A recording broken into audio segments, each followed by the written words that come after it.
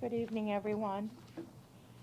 I call to order this meeting of the Washington County Board of Education. We have 6 members present this evening, and our student member is also in attendance. At this time, I invite you to stand with us as we recite the Pledge of Allegiance, followed by a moment of silence. I pledge allegiance and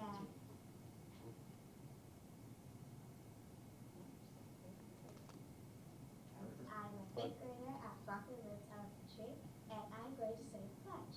I pledge allegiance to the flag of the United States of America and to the republic for which it stands, one nation, under God, indivisible, with liberty and justice for all.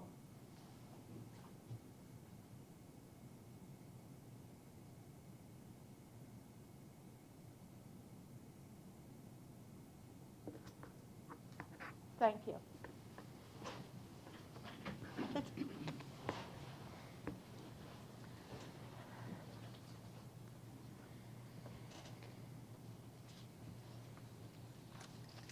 Okay, we'll move for approval of the agenda. Is there a motion, please? Thank you, Mrs. Murray. Is there a second? Second. Thank you, Dr. Zentmeyer.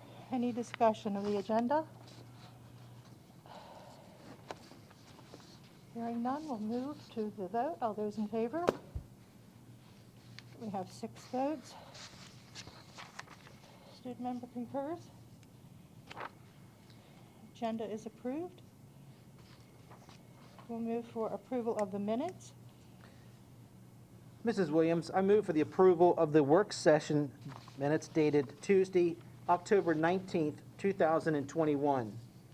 Thank you, Mr. Guest. Is there a second? Second. Thank you, Mr. Stauffer.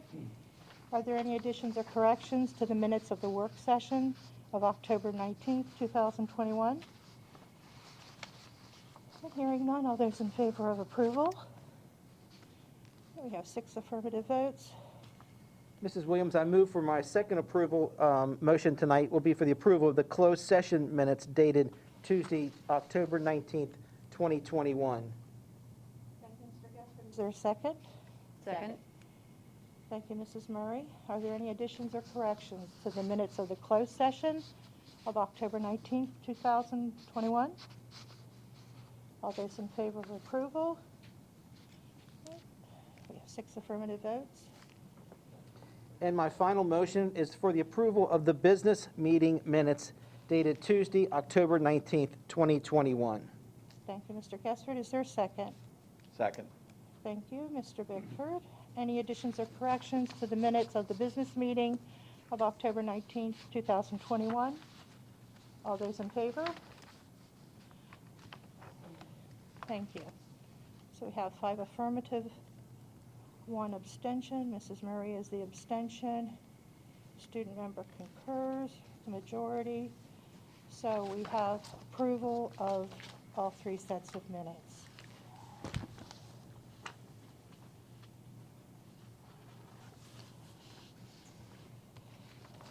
Okay. At this time, we'll have public comment.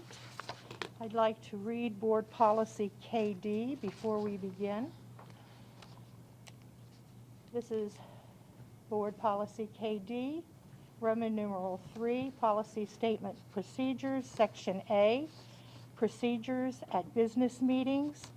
Number 1, each person wishing to address the Board of Education is encouraged but not required to sign up prior to the meeting and may address any topic concerning Washington County Public Schools except personnel or student matters which clearly identify an individual or individuals. Each speaker may speak for up to 5 minutes.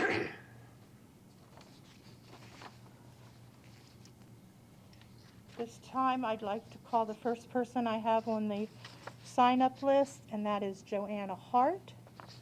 Ms. Hart?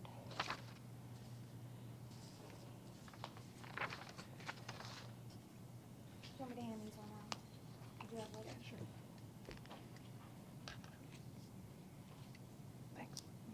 Thanks. Ms. Hart, our protocol Thank is you. that we wear masks. If you could pull your mask up, please. Thank you.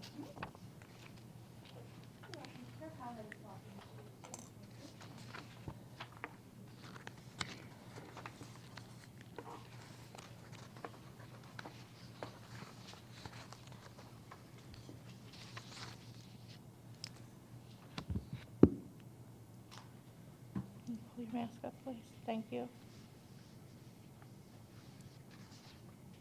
Mr. Bickford is our timekeeper. Oh, he's changed places. I'm down here today. So- This means you have about 30 seconds, and then that means to wrap it up. Hello, today I'm here on behalf of parents and grandparents who can't make it to the meeting, but we all stand together on asking you to please unmask our children. Have you ever sat in a class recently and watched these children with a mask on and how they interact? Well, I can tell you it's destroying our children. It's teaching them to hide behind a mask and that this little piece of fabric will save you. No, if it doesn't. Tests have proven that. Do you know the purpose of a surgical mask? Because that's not what these are. They are to protect from splatter of blood and bodily fluids, not to protect you from airborne pathogens. If you really want that, you need an N95 or something better. You would think with pushing this agenda, you would have done a little bit of research. But since you didn't, I gave you a little bit there in each of the packets. I have highlighted certain things. This is a medical decision that you're making for our children. Red bins should be placed everywhere because if the virus was so deadly, why are we throwing masks in the trash or reusing them? In the operating room, they're changed after every case. In the school, kids are wearing these same masks every day in and day out without changing them. They're soaked in slobber, food, water, and God knows what else between the fabric. But keep breathing all that in because nobody cares. It's not them, it's the kids. And they shouldn't have opinion, right? You have the kids so scared that one child I know will not talk to me unless I have a mask over my nose. Come on, people, please wake up. This has nothing to do with health and safety and everything to do with compliance, control, and funding. I have a special needs son who receives ongoing physical, occupational, and speech therapy at school and outside of school. The craziest thing is his private therapy doesn't require a mask. Now explain where the most fragile children go for therapy, there's no mask mandate. Since July, there's been no outbreaks. No one has caught COVID. Please explain that. There's hundreds of people in and out of that business every day. I don't get it. Please stop looking at the kickback from the government and do a little bit of research. In the first handout, there are 17 harmful effects of mask wearing continuously for hours. What's the longest any of you have worn a mask for? I can almost guarantee if you're as miserable in the short time of wearing one, imagine how these kids feel wearing them for hours on end. Most only get a break at lunchtime. They're wearing these masks at recess and during gym. Look at Florida's numbers. They've gone down, but the media won't show any of that to you. They want you to keep being scared, pushing their agenda. I've never known of a virus to be this smart. It knows if you got a mask on, if you don't, if you're vaccinated, if you're not, if you're 3 feet apart, if you're 6 feet apart. This has a 99.9% survival rate, but yet we're making it like it's deadlier than cancer or any other virus we've ever had. Have any of you tried wearing a mask and running around outside or doing your yard work? You're creating fear out of the air that we breathe in every day. You're making children scared of human interaction. Can you see a child's expression through a mask or know if they're sad, upset, or angry? No, you can't. And for someone who looks at people's expressions and faces to read them, it's really hard. Do you not like seeing the kids' smiles? Because I do, and I know a lot of teachers do too. I just feel if you would stop listening to a certain few who are chiming in your ears and let us take control back as the parents to make the medical decisions for our children, because a medical mask is a medical decision. I have 3 children in the school system. I make their decisions for medical. You guys do not. If people are that scared of this virus, stay home. Keep your kids home and protect them. Otherwise, let us that want our children to have a childhood, an appropriate education, and a life, send them to school with a choice, without fear, without a mask, and let us choose that for them. Again, I have a disabled son who relies on lip reading and watching mouths and faces during communication. He has a hearing impairment and wears a hearing aid and a cochlear implant. He had delayed speech and didn't start talking till he was around 7 years old. He's 10 now. He cannot continue to learn this way. The window masks they're using fog up, and you can't read lips or hear them. The mask muffles your speech, which makes it even harder for my son to hear and learn. And another thing, there's no mask mandate in Maryland, as was said in the last meeting, because if there was, you would have to wear them everywhere. It's only in medical offices and schools. Why is that? Sorry, that's not a mask mandate. That's pushing fear. And for those that says it's just a mask, it was just a mask 18 months ago. Now it's more than that. And as for the vaccine, that's not FDA approved either, and that's in all your packets. Every single one is. And I've highlighted where it still says not FDA approved in any of those, along with all the side effects that I would like for you all to please look at before you try to push this on our children. Thank you, and I hope you all have a great evening, and please take the time to read all the handouts that I put in there. Thank you, Ms. Hart.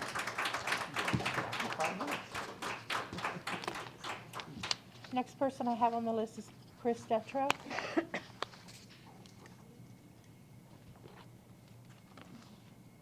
Good evening. Hello, my name is Chris Detrow. As an unintended consequence of the pandemic, many parents were able to finally see and hear for themselves what our kids were learning every day and what they were being exposed to every day. And as a result of that was all across the country, actually, a grassroots movement of parents. I know in Washington County we have a great group, about almost 850 parents who have come together, liberal, Democrat, Republican, independent. We kind of unite on three things. We don't want mask mandates, we don't want vaccine mandates, and we don't want political things being taught to our kids. Teach them to read, write, math, but leave the rest to parents. So those are the things we unite on. We may disagree on many other things, but we unite on that. So in these other counties around the country, I've been seeing videos of moms reading absolute filth to their school boards. And I've thought to myself, well, we may have a lot of problems in Washington County, but thank God that's not one of them. But I decided to just take a look for myself. I was shocked by what is in our libraries here in Washington County Public Schools. It's pornography, pure and simple. It's child pornography in our libraries in Washington County. So I started to look, and I thought maybe it's just this one book. Oh no, I was disgusted by what I found. And I was going to read some of it, but I can't bring myself to because it's that bad. I can tell you that one of the books available at several schools describes oral sex between two fourth graders. Another that is also available in several high schools and middle schools tells you about how you have to be hung and how you have to climax several times, only they don't use that word, but you can fill in the gaps for yourself. And how you have to be good at effing a sexy 18-year-old. Middle school, guys, come on. Another book talked about adult and a child dry humping and grinding each other before they get out the lube and have anal sex. I will quote this part. He didn't know I was a virgin, so I did my best to act dominant like my favorite porn star. Guys, this is available in middle school. I hope you're not okay with that. How does this enrich our kids? I was curious what the rule is in Washington County on this kind of stuff, so I got out the handbook. Page 14 of the Washington County Public Schools Handbook describes sexual harassment as displaying or distributing sexually explicit drawings, pictures, or written materials. So with that in mind, I have to ask if the staff members who are actively seeking out this filth, providing it to our children, will be charged.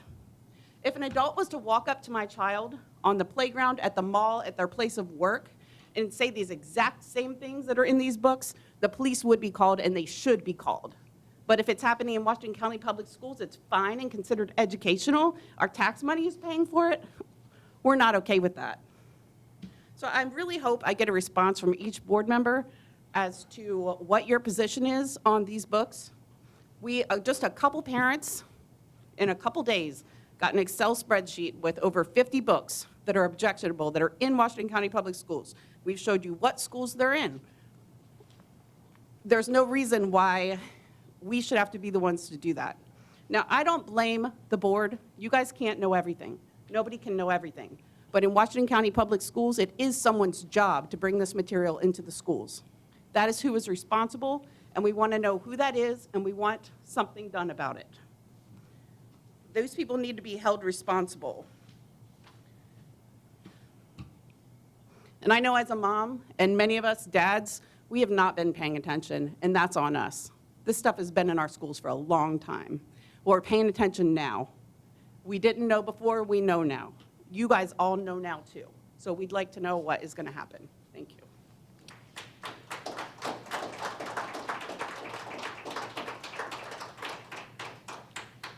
Thank you, Mrs. Detrow. Kevin Bacum is the next speaker.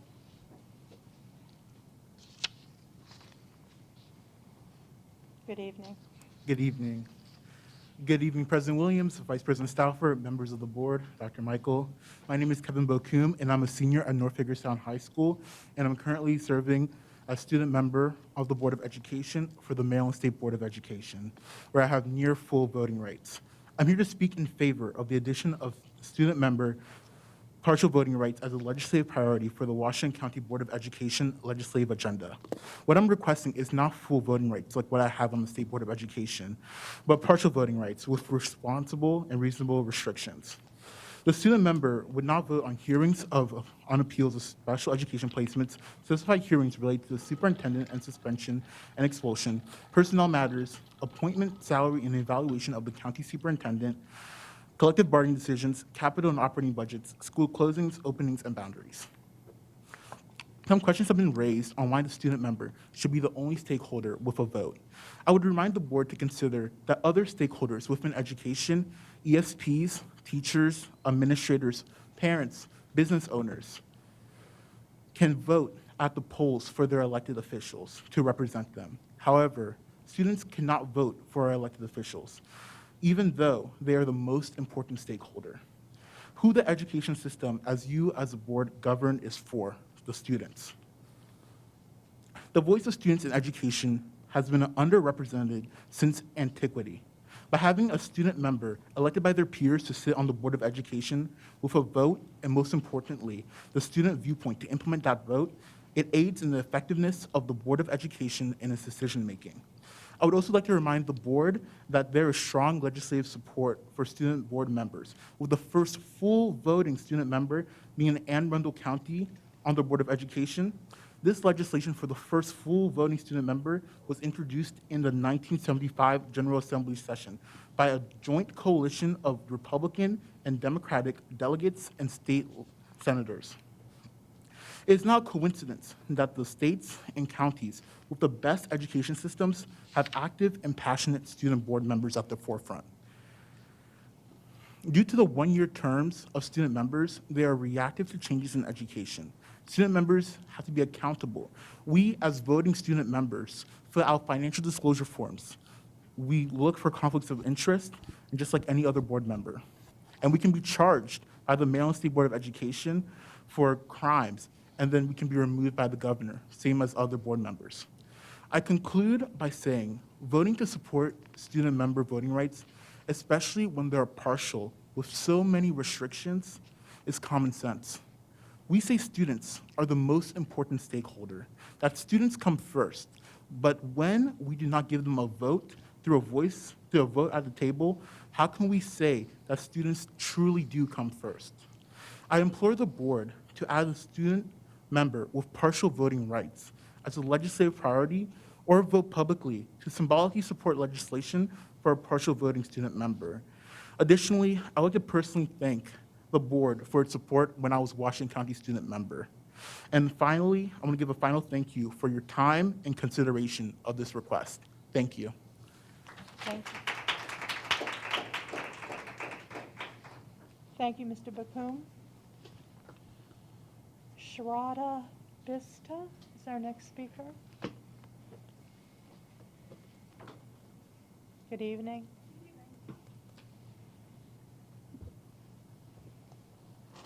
Good evening, President Williams, Vice President Stauffer, Board of Education, and Dr. Michael. I am speaking before you as a 9th grade student from North Hagerstown High School, as well as the second Vice President of the Washington County Association of Student Councils, in favor of partial voting rights for a student member of the Board of Education. Each spring, the Washington County Association of Student Councils votes and elects a student to serve as a student member of the Board of Education, or SMOB, for the following school year. With this role, students across the county trust that the student member will represent the student population accurately and share our concerns with the board. However, the SMOB cannot fulfill their duties and promises to school if they do not have voting rights. I'm here today as a student who wants to be offered the best possible education and wants my representative to have an equal say. As a student, the SMOB understands many issues that only students will understand when it comes to the school system.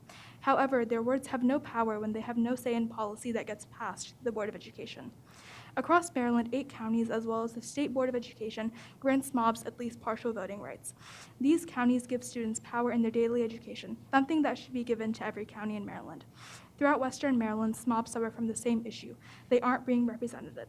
I believe that we, as Washington County, should set a standard for not only our own board, but for the boards across our state. We need to stand for our future SMOBs as we give them a voice that matters. The student voice is deserving of more than a recorded vote. We deserve an opinion that truly is heard.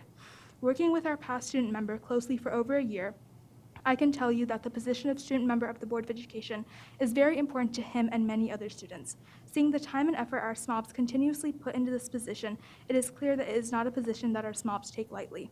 Throughout my time at North High and in middle school, I have seen the work of student board members. I firstly remember Christopher Mackley, who was a part of the process of reforming the cell phone policy. Then Kevin Bokum, who talked publicly about student and staff concerns during virtual learning. He used the power of the question to ask the hardest questions to the superintendent. Now the current student member, who is so extremely passionate about the student voice and giving that voice a vote that he is pushing for legislative action. I value the position of student member, but they can only do so much without a vote. As a student, I know that I am voting for only the best SMOBs for this position. I know that during each election, I have chosen someone who I truly believe is in this position and someone who will speak up for me and 22,000 other students of Washington County. With this, I am hopeful that my voice is heard and represented in the future of the Washington County Board of Education. For the reasons I stated above, I urge the Washington County Board of Education to amend its legislative priorities to include the student member of the Board of Education partial voting rights. Thank you. Thank you, Ms. Vista. Karen Crawford. Good evening. Good evening, Mrs. Williams and Dr. Michael and other members of the Board of Education. My name is Karen Crawford, and I'm the Assistant Executive Director of the Maryland Association of Student Councils. I have worked in the field of education for 44 years, the past 7 years working as a volunteer exclusively with the Maryland Association of Student Councils. During my 37 years with Montgomery County Public Schools, specifically my last 15 years as the Student Leadership Administrator, it was my privilege to work closely with their student member. I've worked with hundreds of middle school and high school students across Maryland, including most state SMOBs and many of the local SMOBs in counties.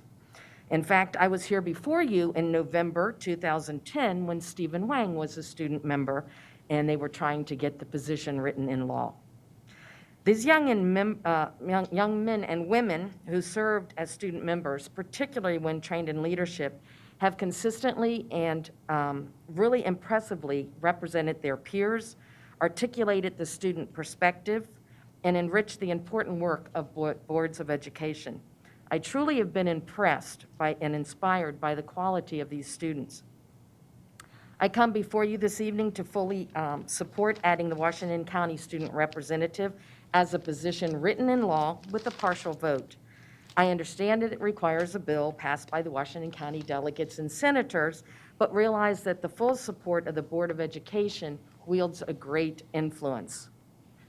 Part of the success of Washington County schools is due to the fact that the Board of Education truly does value student input and counts the student voice, along with that of parents, employees, and community members, as a vital component to continuing the county's tradition of achievement. The student member is an invaluable source of firsthand knowledge. No other board member has the advantage of experiencing the result of implemented policy firsthand. Students are the largest stakeholder group. It is imperative that the students have a meaningful voice in influencing education policy. They deserve the opportunity for their voice to hold actual weight within their school system. These student members take their roles seriously and truly grasp the importance of representative leadership. The world around us is transforming, and the students across our nations are ready to lead and shape the world. An informed student voice through the position of student member is vital. Through my years of watching and working with student board members, I'm still amazed at the maturity and wisdom that they have shown. In Montgomery County, the student member attends closed session. Adult board members there have commented that a student member has never leaked any information from a closed session. Our student members have consistently shown integrity and sound ethical decision-making priorities. The students of Washington County truly care about the betterment of their education. Their interest in having a say on educational policy speaks volumes about the character and quality of our students. The student member, however, just like adult members, will study all the information from all the angles, then as an informed student voice will vote in the best interest of the education of the students, just as the adult members do. The student member's voice will not drastically change the outcome of decisions. If you study your past data of the student's opinion vote, I think that you will find that there was probably at least always one other adult board member of like mind. This partial vote is not meant to disrupt the action of the board, but to enhance the quality of the decision made with an informed student member involved. It is incomprehensible to me why this board would possibly deny the students to play a larger role in educational policy. Their civic activism should be applauded instead of deterred. Every issue and challenge that we face in our local communities and global society can be addressed through leadership. Youth are society's greatest resource. Our school system and related educational programs exist to educate youth.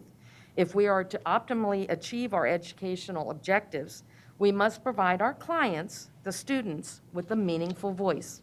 I know there are others that have spoken, and so I'm not going to go through a lot of reasons. As we prepare our students to be responsible citizens now and in the future, we are teaching them and allowing them to use the democratic process in a way that affects their educational growth and applying that knowledge to real life. I strongly urge you to empower and enhance the role of the student member of the Washington County Board of Education. Thank you for your time. Thank you, Ms. Crawford. Mr. James Devine.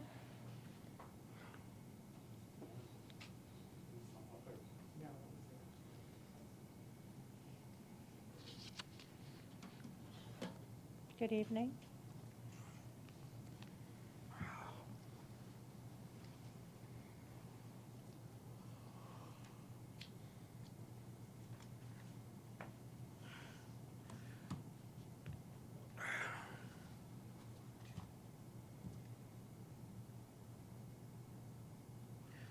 Good evening, members of the Board of Education.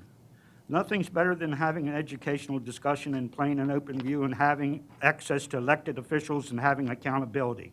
It becomes clear that this is not possible in years past. Millions of dollars are being poured into election and Board of Education elections and school teachings by conservatives and far-right parties whose false narratives and assumptions, fantasies, hostilities, paranoias not based on facts and science, conspiratorial extremists, and how vicious the parties have become. It is unacceptable to mistreat, abuse, disrespect board teachers, members. They are here to present what is best for the children of this nation and their education and lives. Sadly, parties have abandoned their faith, values. They yell, threaten, throw temper tantrums, and weaponize speech against school officials for mass mandates, critical race theories, and other non-issues. The unfounded vaccine fears and anger, mental health gets in the way of learning the facts, of discussing facts and listening. They lead with fear, anger, threats, personal insults, demanding their views are the only acceptable ones for control of what content ought to be taught in schools. While opinions may vary and all parties may not agree on the solution, it's what's best for the children, which should be the truth in facts, science, and evidence. Democracy, science, facts are under attack. The nation is in a silent civil war within itself, a cultural war. Propaganda works. Joseph Goebbels would be proud of Fox News and conservative parties where no truth no longer matters, where white is black, lies are facts, where alternative reality exists. where the division of the nation is a priority. Money is more important than truth. Facts and truth no longer matter. And this is what's being drug into the classrooms. The millions being poured into school board control by white ring dogma and politicized action is frightening and hostile. It's a hostile takeover, with elected school officials weaponizing censorship in school, as Texas legislators have done, wanting hundreds of library books to be reviewed and removed. When will book burning start? When will the ability of what a child can read be compromised? The personal culture wars being drugged into the classrooms will present a corrupt moral viewpoint, and moderate school board members are no longer welcome.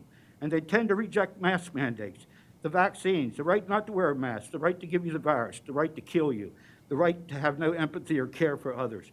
The virus has upended society, a virus that mutates, a vascular disease affecting the brain, heart, liver, pancreas, the whole body, having long-term effects on health. A virus a child brought home and both parents died from it. A virus which cannot be detected 2 to 3 days after infection until the viral load in the person builds up and can be detected. The vaccine keeps the viral load down and decreases the chances of death and infection. The key is to wear a mask and not get infected in the first place. The children must be taught to distinguish between truth and facts, science and evidence, and reject propaganda and lies. Be taught about the destruction of this planet, a mass extinction of species, the contamination of air, water, ice shelves melting, which will rise sea levels 8 feet, land masses underwater, New York, Florida underwater, the magnetic field of this planet on the move.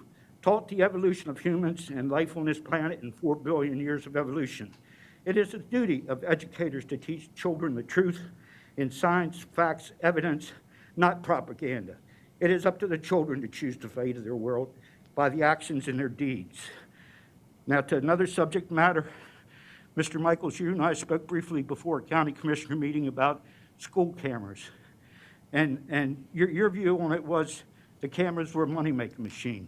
You're wrong. No, they're there for the safety of the children. There needs to be a camera put up behind South High. The vehicles turning into the shopping center swerve around the vehicles turning in there. They cross the white, solid white line, which is an unpassing line. And when they do, they're heading right down towards the exit of where the school buses and children come out from South High. So there needs to be cameras put back behind South High. I brought this to the attention before, before even the cameras were set up. And finally, I would like to urge the school board members to get a flatbed trailer, build a prison cell on it, and take it around to the high schools, and let the high school children walk through it and clearly explain to them that their actions in life after they leave school could put them in that cell for years or maybe life. A picture is worth 1,000 words. Them walking through and seeing a cell that they could be in for the rest of their life is more than 1,000 words. Thank you for your time and consideration listening to me. Thank you, Mr. Devine.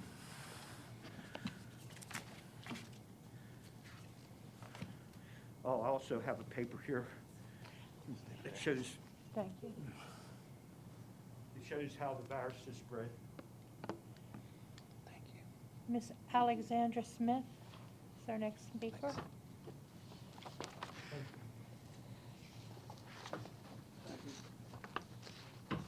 Thank you. I knew I would talk to you.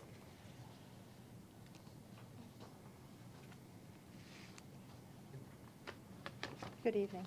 Good evening. Good evening, President Williams, Vice President Stauffer, members of the Board of Education, and Dr. Michael.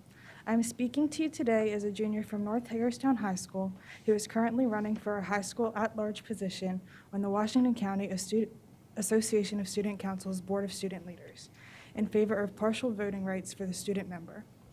As students get older and become more involved in the decisions that affect their lives, they realize that they have a voice. This voice is held by the student member. When there is a limit on the impact the student member can have, there is a limit to the power of the student voice. As of 2021, there are only 2 counties, along with the State Board of Education, that have full or near full voting rights for their student member. There are also 6 other counties with partial voting rights, making for a total of 8 counties in the State Board of Education with some sort of voting rights for their student member on the board. Especially in the last year, there have been statewide efforts to provide voting rights for SMOBs, because An essential part of the student's success relies on them having and believing they truly have a voice. While I do believe that Washington County makes an effort to hear the student voice, I think there is still more that could be done. Allowing the student member to have partial voting rights shows that the adults on the Board of Education, as well as the students who elect the student member, respect the position and trust the person who holds it. This is important because many of those who are making the decisions that affect students and will continue to affect students for years to come do not know the full extent of what goes on in the life of a student. The student member on the Board of Education knows what the life of a student is like, both in the classroom and outside of the classroom, through not only personal experiences, but those of their peers and student contacts throughout the county. The life of a student consists of many different things: sports, clubs, homework, school, family obligations, amongst many other things. There is no one who understands student life quite like a student does, which is why it is necessary that the student member has voting rights. In a situation that would alter my education in a way that could help or hinder my life after high school, it is essential that there is someone who could easily place themselves in my shoes and understand my position. Knowing our two most recent SMOBs and having worked with them closely, I know that they can do this and will look carefully at not only all positions, but will also receive input from the students on what receives the most support. I have worked with Kevin Bocoum since March of 2020 and continue to work with him to this day. I see the time, dedication, and hard work that goes into the position of student member on the board. No student who gets the chance to serve in the capacity of SMOB takes the position lightly. They are qualified people who truly care. A student is elected SMOB because they are trusted by the students and they care about what they're doing and know that the students also care. Therefore, I am in support of partial voting rights for the student member on the Washington County Board of Education. Now I ask you this: what is the purpose of the student member on the Board of Education if they cannot have a vote on the topics that will affect them and all of their peers the most? For the reasons stated above, I urge you guys, the Washington County Board of Education, to assign student member of the board partial voting rights as a legislative priority. Thank you. Thank you, Ms. Smith. May Cruz. Ms. Cruz?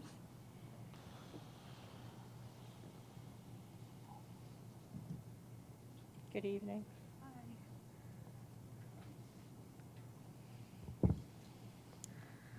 Hello, President Williams, Vice President Stauffer, and Dr. Michael Boyd. Sorry, Dr. Boyd Michael.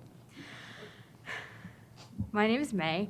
I'm a junior at South High, and I am advocating for partial SMOB voting rights. This year, I'm running for an at-large position on the Board of Student Leaders of the Washington County Association of Student Councils. So, I sit before you as a WCPS student, an active member in student government, but also as someone who has led a team of high school students to raise over $32,000 in just 7 weeks during the heart of the pandemic. This was with the Leukemia and Lymphoma Society Student of the Year campaign, which 22 other high school students across Maryland were a part of, and combined raised over $500,000.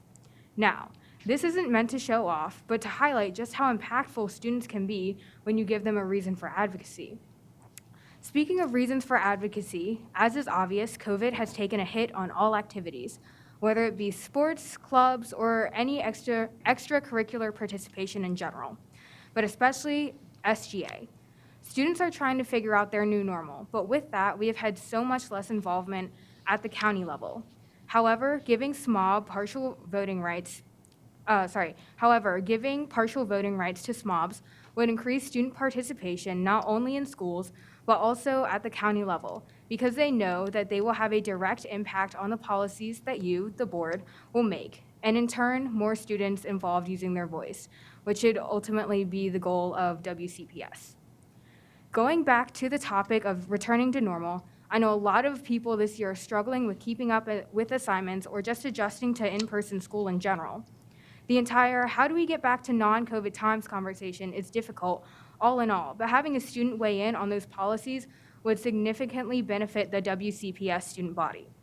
The SMOB not only talks to students all day about their concerns or complaints, because they are a student themselves who goes to high school with other students, and experiences the policies that you make. And even though teachers, administrators, and parents are affected by these policies as well, students are definitely the most impacted by them. Finally, after voting in 2 county SMOB elections and 1 state SMOB election, I can firmly say that the students who vote do not make the decision lightly, and that the SMOB candidates themselves understand the importance of their position. The SMOB makes themselves easily accessible to students, allowing for them to have informed decisions and opinions when coming to board meetings. But these opinions are simply not enough. The SMOBs are voted on by the students and should be able to influence policy in Washington County, which is why SMOBs should have at least partial voting rights. Thank you for your time tonight. Thank you, Ms. Cruz. Jenny Hall?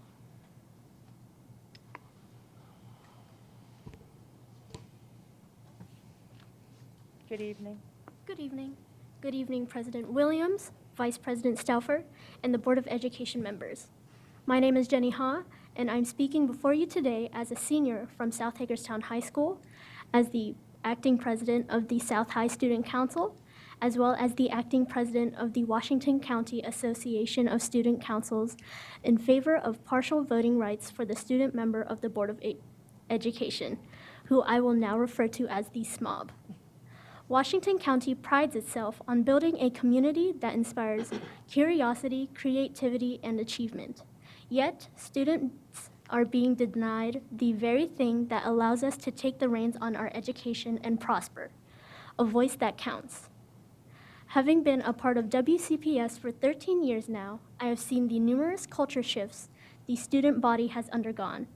The population of students is constantly changing, and so we need a voice who changes with us and can help enact policies that fit us according to our needs.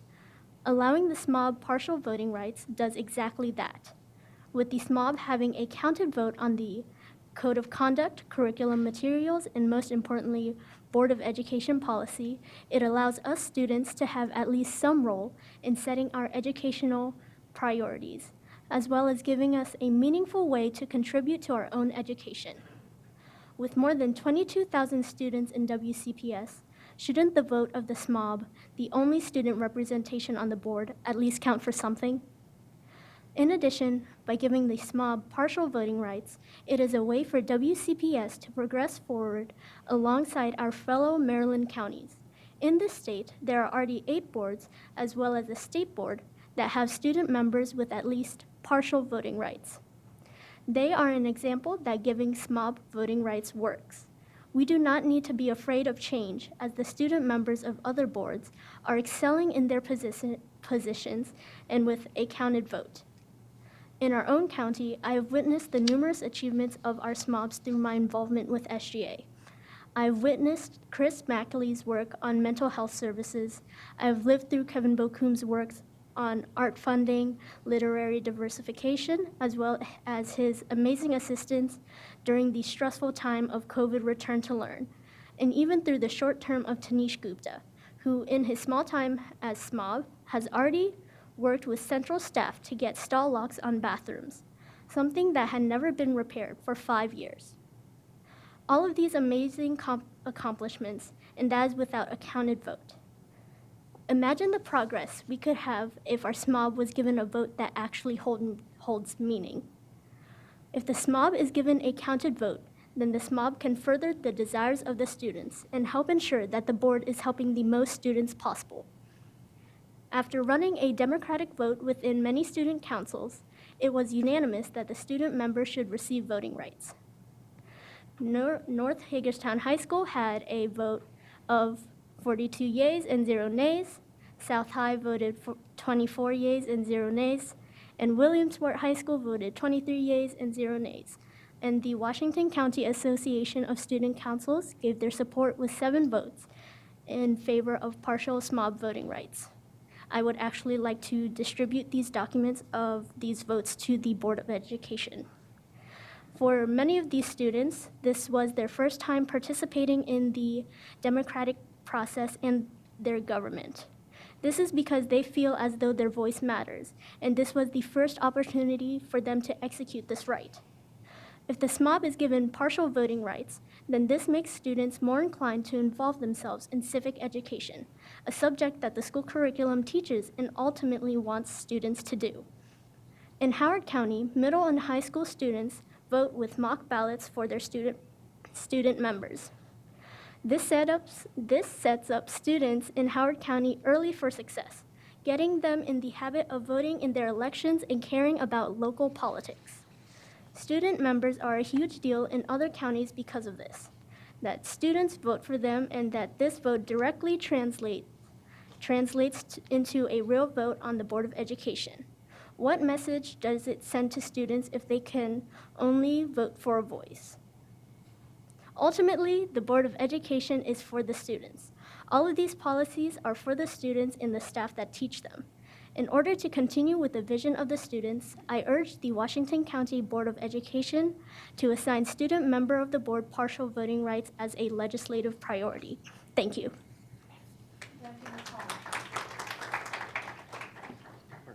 Am I allowed to distribute these? Mr. Becker, Neil Becker is our next speaker.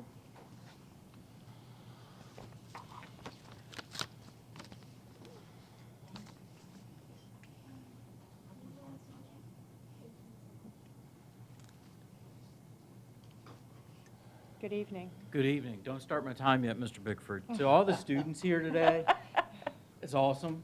I love hearing your voices and your advocacy for yourselves and your peers. And thank you so much for taking an active role in speaking before an elected body. I commend you, and that's courageous. And it just shows the strength that you have and the bright future our community has with young leaders like you. Thank you very much for speaking.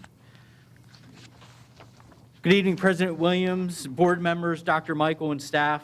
When I spoke during your last meeting, I commented on the potential for both a funding crisis and a staffing crisis.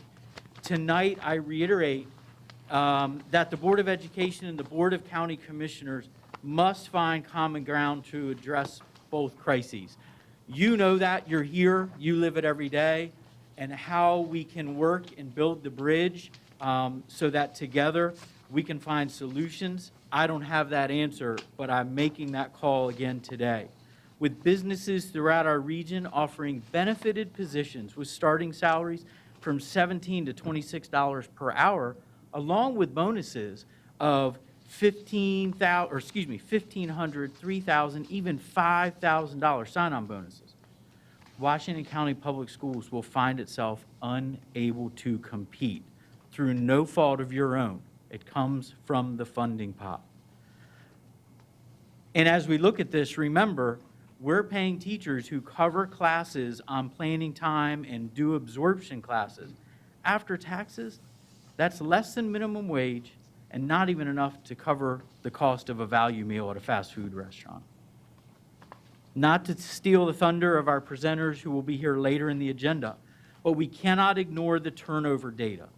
Literally and figuratively, Washington County Public Schools cannot afford to lose large numbers of educators again this year. Nor will it be able to afford to convert many of the new grant-funded employees to general fund employees. The HR team, along with Joni and the mentors, work tirelessly to recruit and retain, but they don't have what they need in their toolboxes and bags of tricks to resolve the issues of mounting workload and the impact and infliction on self-directed planning time for educators. The workload facing educators today is daunting and like none other in history. Balancing traditional academics, work duties, and the social emotional needs in schools is increasingly challenging. School schedules are packed full, so finding time in the day to complete essential tasks and SEL is nearly impossible. To quote Tia Kim, the Vice President of Education Research and Impact at the Committee for Children, where logistically are you going to fit it in? According to Kim, there's also more emphasis or pressure in secondary schools to focus on academics, leaving educators to feel they don't have time to teach social emotional skills. especially at the secondary level. That's not the fault of Washington County Public Schools. We have so many top-down testing requirements that this year we started the year with assessments to meet the needs of the state and the federal government. We cannot afford not to address the social emotional needs of our students and their families, and we definitely can't forget about the needs of our staff too. So what are educators and school leaders to do? I request that school board members spend extended time in school buildings. Talk about workload, climate, culture with administrators, teachers, and support personnel. I know you have busy lives with many commitments throughout the community, but educators are eager to see you and to share suggestions and recommendations. Finally, thank you for your commitment to public service and volunteering to serve the community as nonpartisan elected Board of Education members. If it was an easy job, there would be dozens of candidates already filed and ready to sacrifice days and nights to guide approximately 23,000 students and 3,000 employees. And to Mr. Gupta, I commend you for your professionalism and composure when you've been targeted during public meetings. You and your predecessor, Mr. Bokum, ironically he's here tonight, are models that many in our community should emulate. Thank you. Thank you, Mr. Becker. Carlos Malott.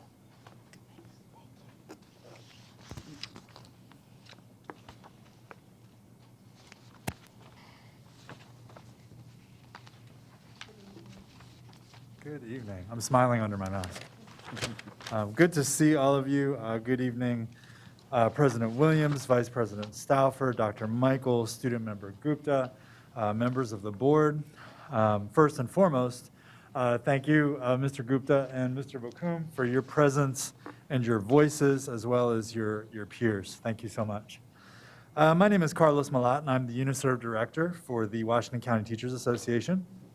A few weeks back, and again today, I sent you a correspondence to invite you to our American Education Week celebration, specifically Educator for a Day on November 18th. And just as I personally invited the county commissioners, I also wanted to come before you and personally invite you to as well. So to those of you who have responded, thank you so much. Mr. Becker talked a little bit about it, and I don't know that I need to go into detail about the challenges that we face in public education. But years of low-effort funding, a pandemic, staffing shortages, the ever-increasing social emotional needs of students, increased student behaviors, and mandates from the state with no additional time for educators has all brought us to this point. As respected leaders in our community, you know the value of quality public education. And for this reason, we want you to be a big part of our day to celebrate public education in Washington County. So during your visit, we'll pair you up with a teacher, and you will experience what the educators throughout WCPS experience daily. There may be morning or afternoon duties, staff meetings, professional development, substitute coverage, maybe even nurse coverage, hall duty, etc. So the experience is truly that of an educator for a day. So there's no better time than 2021 to experience life as an educator, and thank you in advance for your time, your efforts, your consideration, and your service. And thank you for supporting quality public education in Washington County. Thank you. Have a good evening. Thank you, Mr. Moore.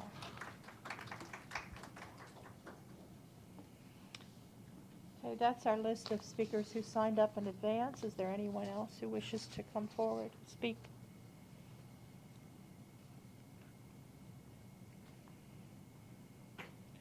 Good evening, and your name? Mrs. McCusker.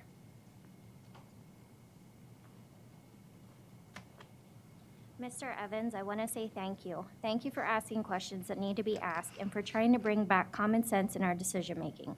Thank you, Mr. Guessford, for voting with Mr. Evans. Mr. Evans, I am sorry for the reaction you received for putting forth common sense request. Apparently, the thought of allowing healthy children to come to school is taboo at this point. To the members that acted offended because Mr. Evans didn't tell you beforehand about this motion, let's be honest. You could have had 2 weeks to think and talk about it and would have still voted the same way. If I am wrong, by all means, I encourage you to bring back up the vote so we can pass his motion. Now, to further prove my point about how much sense Mr. Evans' proposal actually makes, I would like to give you some evidence.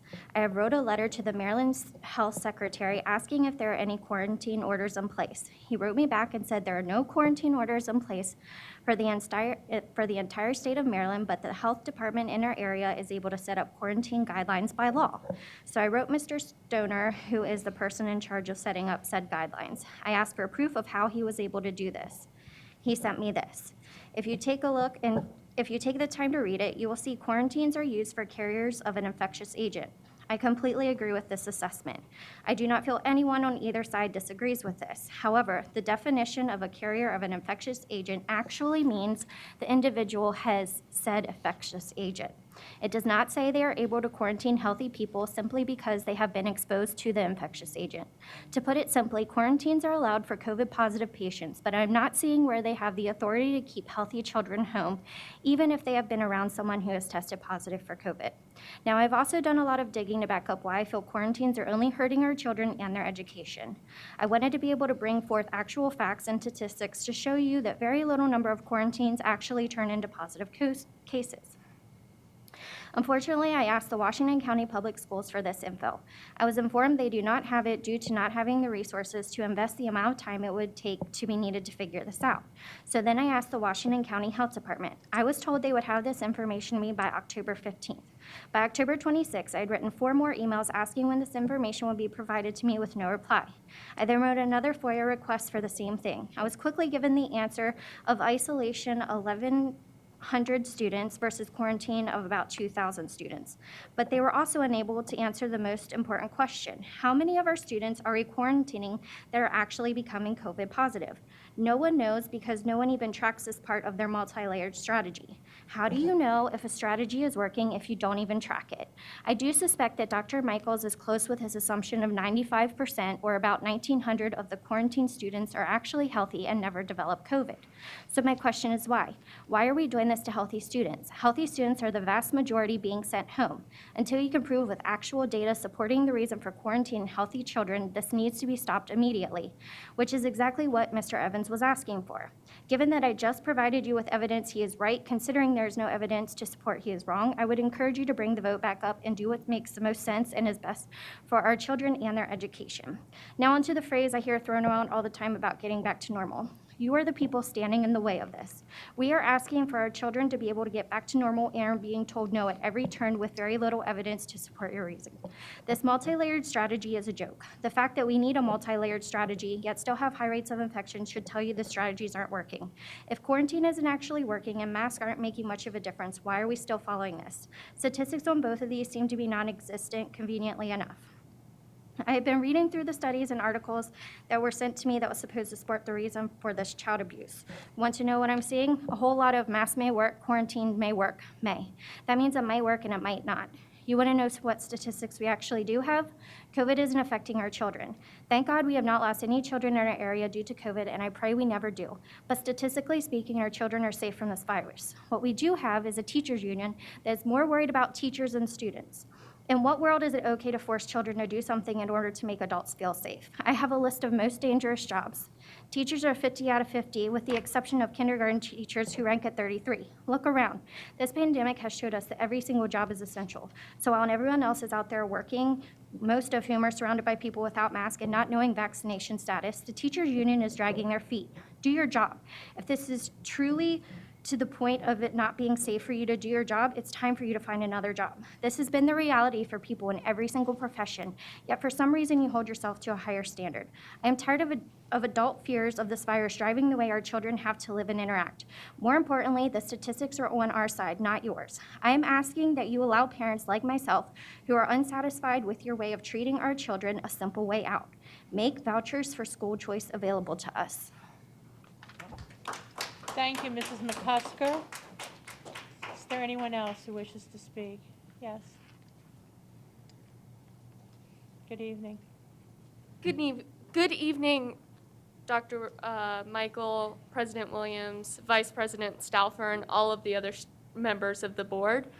I am Adriana Cox. I am a student from North Hagerstown High School, and I'm here speaking on SMOB voting rights.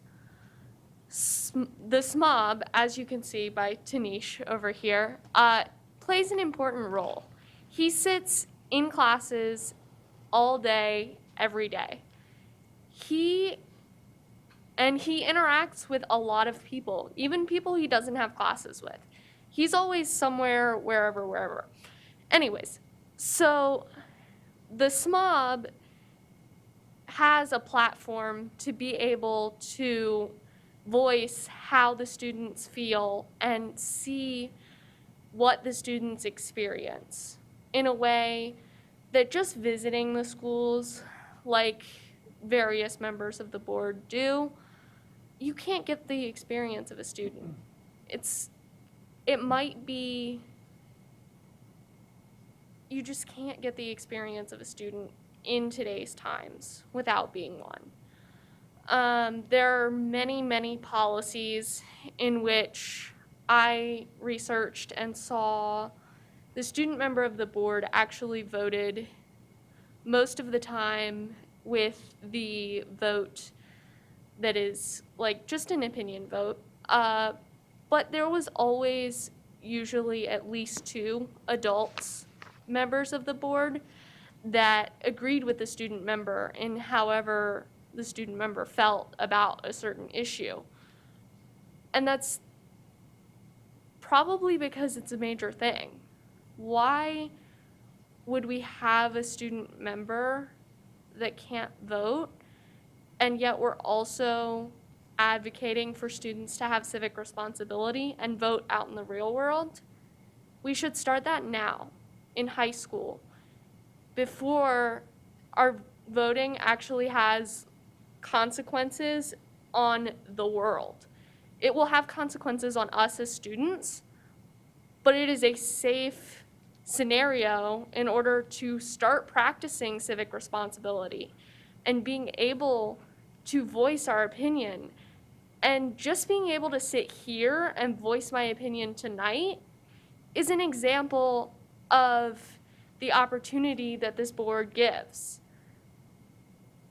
If Tanish and Kevin Bokum were not here and had not served on this board, I can guarantee you that the majority of the students that are here this evening most likely would not be here, because these 2 were the ones that organized all of this.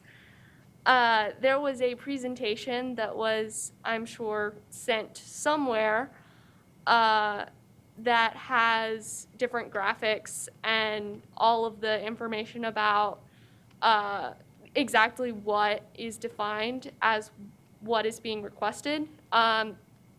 The code of conduct, vote on code of conduct, policy, and that's like the primary thing that they're asking for. I don't think it's a lot, honestly. I just think that we as students should have a formal say in how our education goes. Thank you, Ms. Cox. Is there anyone else?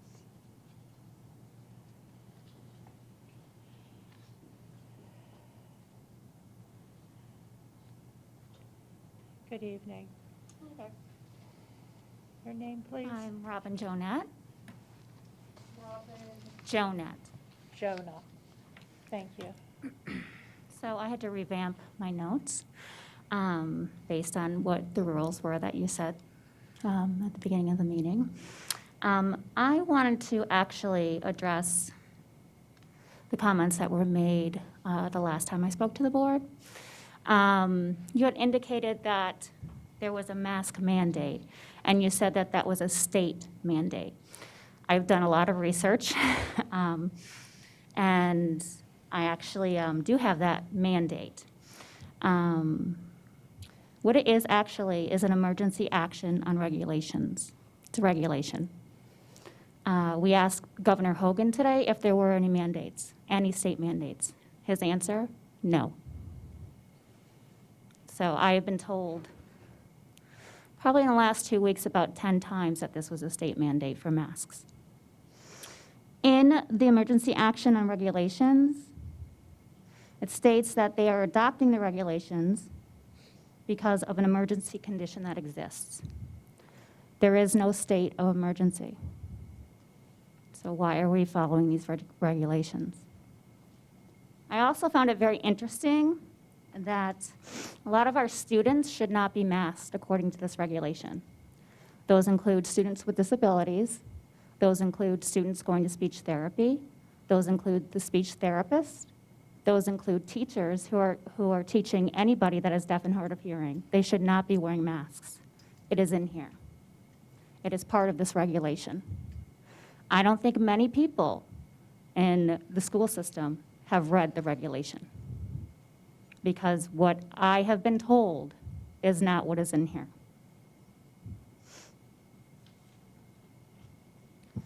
The regulation specifically says any person who is receiving services requiring access to the face, mouth, or head. Those are our speech students.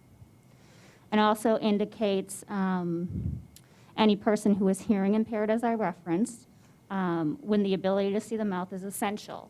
I know that our students, when the parents are asking the teachers, what can be done for my student who is hearing impaired? They are given a mirrored or windowed mask. No. Why are they not given these regulations? These kids are missing out on an education because they can't see the lips of their teacher. But yet they have the right here in the regulation, to not wear a mask. Why is this information not shared with the parents and with the teachers? I think that's a huge disservice.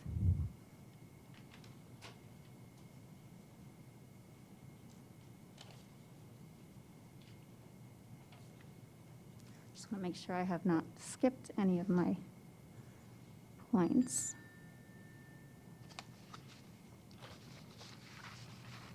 I guess that's it without talking about my personal experiences, but I just hope that the board does look at the regulation. It is not a state mandate, not a state mandate. It is not, it is just a regulation, and again, it's under emergency conditions.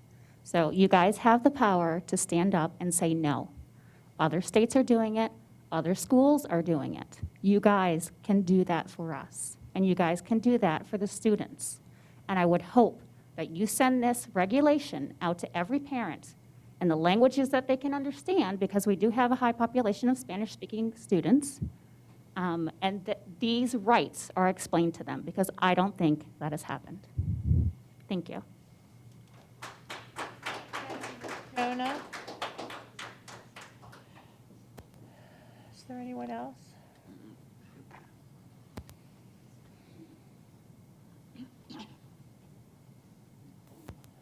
Good evening. Good evening. I'm Ethan Lowen, and I'm speaking in support of the motion made at the last meeting that the school board stops quarantining children who are not sick. 855 years ago, in the year 1166, King Henry II of England created the concept of citizen-led self-government that our Constitution is based upon. In that year, King Henry instituted trial by a jury of peers. King Henry's jury of average citizens was based on his realization that the people in the community made more accurate decisions about the person's guilt or innocence than the king's bureaucrats did. From that moment, England began to reshape her society around the concept that the wisest society is the one that is led by the judgment of the people. Thus began England's 700-year rise from being a nation just constantly invaded by the French and the Vikings to becoming the largest empire to exist. However, there was one nation whose influence grew even larger. That nation was one of England's own colonies that chose to form its own government based upon England's history. However, that nation went much further to empower each citizen to make the government's decisions. That nation is us, the United States of America, and events that have transpired in this very room over the last several months have proven the innate wisdom of the people. Shortly before the school year began, quarantining rules were placed on the children of our schools by this board. Immediately, the citizens, the parents, came out and warned that permanent damage would be caused to the children. The people were ignored. During the time that this school board has fallen out of agreement with the people, there have been nations that have changed their policies that now match what our parents have been saying for months. Then there is the study that Brown University released 8 weeks ago. Each year since 2009, Brown and 4 other universities measure the IQ of children born in various hospitals. This year's data is the first to measure the IQ of children born since the pandemic began, almost 2 years ago. The results are almost too horrific to describe. The IQ of these children, instead of being 100, which is the average intelligence of a person, has plummeted to 78. The psychological definition of mental retardation begins at 69. An IQ of 100 is within the average range of almost every skilled trade and profession, including engineers, chemists, whereas the low end of the range, for someone to simply be in the workforce, is 74. We are looking at an average of 78. This has happened because of how we, the adults, have treated and interacted with our children, our grandchildren. This is the result of how we have taught them to act and feel about the world. Obviously, is it not only preschoolers whose development has been stunted? How about the 7-year-olds who have entered 2nd grade needing to be taught a kindergartner's curriculum? The 9th graders still trying to master 7th grade material who also need to develop the social skills of adulthood, but they're being taught to fear people who are within 6 feet of them, which is ludicrous, since 4.7 times more children die from car accidents each and every year than have died from the sum total of almost 2 years of COVID. Children do not get second chances to meet their developmental markers. If we do not ensure their development throughout all circumstances, then large portions of that development are gone forever. 80 years ago, in the midst of World War II, Winston Churchill was in a budget meeting, and one of his ministers said that they needed to cut funding to the schools and let the children's education be delayed. Churchill asked why. The minister said, well, to help fund the war. To which Churchill responded, if we do that, then why are we bothering to fight the war? 60 years ago, your predecessors on this Board of Education wrote an instruction manual in case of future crises that was recently read in this room. And your predecessors entered their instructions with this warning: we cannot put the children's education in cold storage and expect to then put them in a hothouse. What our predecessors have told us is that the most horrific decision a society can make is to allow its children to lose their window of opportunity for development and growth and the living. Because whatever we think we have preserved, in reality, we have turned it into a castle made of sand that will be blown away by the winds of time as that generation becomes the generation tasked with sustaining our society. When you kick a child out of school, you stop teaching that child reading, math, history, science, and you replace it with teaching all the children fear and segregation. Since it has already been announced that vaccinating children is not necessarily going to change any quarantining recommendations, we must acknowledge the same reality that King Henry did 855 years ago, and in so doing changed the course of human history. There are no bureaucrats on high with secret knowledge that foresaw this devastation to our children or have the ability to put Humpty Dumpty back together again. It is up to us, and the future very much depends upon you voting to stop kicking kids out of school. Thank you. Thank you, Mr. Lowen. Is there anyone else?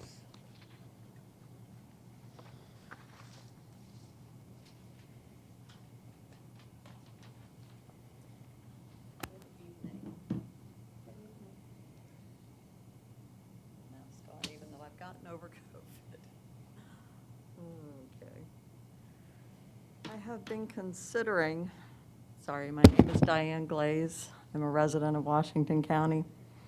And I've been considering what the purpose is of our schools. The purpose of our schools is to educate our children. And I'm completely impressed by the young people that I've heard this evening.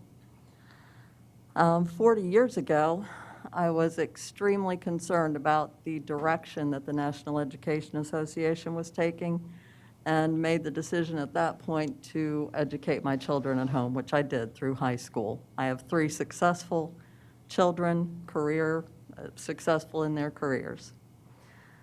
The job of the school is not to follow mandates. These are completely ineffective. They do nothing except obstruct the airway, obstruct oxygen from getting to the lungs, the neurological needs of children, which I emailed to you all. I can't even keep it on. The job of the schools is not to inoculate our children, okay? Not to even push the vaccination. It is not safe. the FDA approved it, that doesn't matter. The vaccine causes myocarditis and pericarditis. Pfizer had to reformulate their vaccine. It kills me to think about this vaccine being given to 5 to 11-year-olds and the schools pushing it. Please, I beg you, do not push it in any way, shape, or form. They changed the formulation. They added tromethamine, a blood acid reducer that is used to stabilize people with heart attacks. 5 to 11-year-olds, they added this to the formulation because of pericarditis and myocarditis. And I reminded you all about the Nuremberg trials. The Nuremberg Code is still in effect. These vaccines are completely illegal. Just consider that before you start pushing them on our kids. 5 to 11-year-olds, 12 to 18-year-olds don't need them. Nobody needs them because COVID is completely, you can completely recover from it if you are given the right tools. It's not the job of the schools to indoctrinate our children. As was mentioned this evening, Washington County public school libraries have books in them that are pornographic. There's no way to describe them except they are pornographic. One book is called Looking for Alaska. A parent might look at that and say, oh, it's a geography book. No, it's not. Looking for Alaska is in almost all of the high schools in this county, in the library. This is an excerpt. I've just never given one, she answered, her little voice dripping with seductiveness. It was so brazen. I thought I would explode.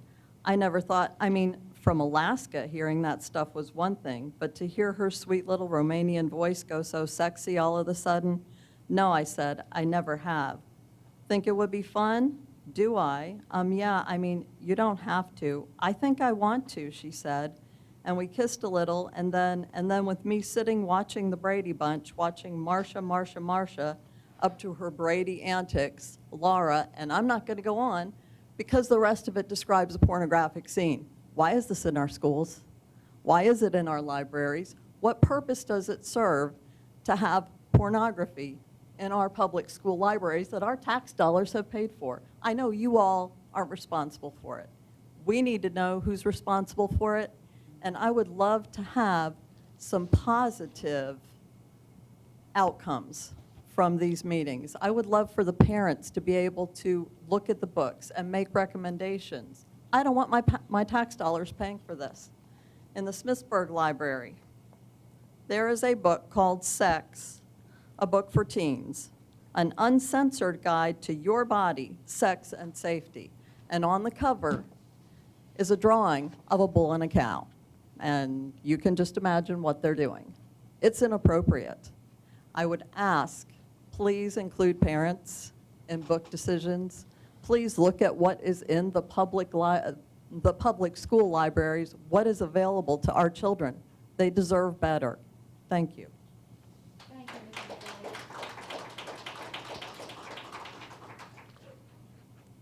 Is there anyone else who wishes to come forth?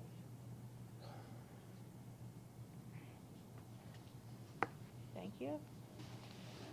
At this point in the agenda, we have board member response to public comment. Dr. Michael, if you would please, could you have staff address some of the concerns with regard to materials in our libraries? Sure. If Mrs. Ram would come forward, Chief Legal Counsel for Washington County Public Schools, and Dr. Willow, Associate Superintendent for Curriculum and Instruction. I think they can share a little bit about the legal requirements and expectations, and then how we source library materials, just so we can all understand that better. Thank you. Good evening. I will start by just saying that the Supreme Court has ruled on this issue. It's a case that was issued a decision in 1982. It is Board of Education, Island Trees Union Free School District versus PICO. This is a case that has not been overturned or superseded and is the current state of the law. The Supreme Court held that a school board cannot remove books from a school library simply because it disagrees with the ideas contained in those books. The Supreme Court recognized that school officials have considerable discretion to determine curriculum and that they only violate the First Amendment when they limit access to materials for the purpose of restricting access to the political ideas or social perspectives discussed in them, when that action is motivated simply by the official's disapproval of the ideas involved. That is a direct quote from the opinion. The court does delineate between what is curriculum and what is library, and indicates rules essentially that the school board and the school district has full access and control and regulation over curriculum to determine what is in and allowed in the classroom, of books going in and out of that curriculum. But the library is different in that there is a First Amendment right, and as long as the school districts essentially have followed their appropriate process and vetting, which I will not be speaking to, then those books cannot be removed unless they are shifted either to they're no longer age appropriate, but it's a violation of the First Amendment to then remove those superstitiously. So currently, our library media specialists use Follett. Follett's an education company that's been around for, I think, about over 100 years. Follett has a couple of review processes that we use, including Tidal Wave. Within Tidal Wave, there are a collection of reviews on different books. With those reviews comes an age category or classification on what the book, the title, and what the appropriate age group would be for the book. Our library media use that. They often work together. We'll also look and see what the Washington County Free Library might have as well. We often, when looking at books, will try to look at the books that are being that are new and released, and use, again, the collections, the resource to be able to get reviews. That's for libraries. We also have our curriculum review process. The curriculum review process includes teachers and administrators. These are required materials that are taught as part of our curriculum. They start at that level. Then oftentimes we'll bring them to the Curriculum and Instruction Committee where we'll review them. That is open to the public. And then they'll come here for a full board approval.